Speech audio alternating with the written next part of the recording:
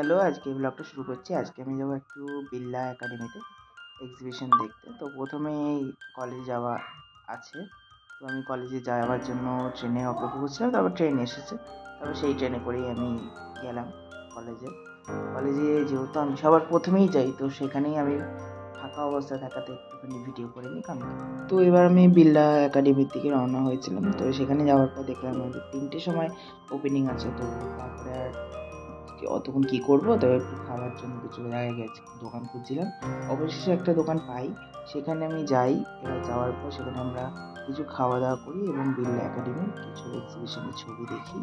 তো আমার খুবই ভালো লেগেছে, সেগুলো আমি দেখাচ্ছি। এবং তারপরে আমি আমার বাড়ির দিকে রওনা হই। মেট্রো করে বাড়ি ফিরেছি এবং বাড়িতে গিয়ে আমি তো একটা এখন ছবি আঁকছি।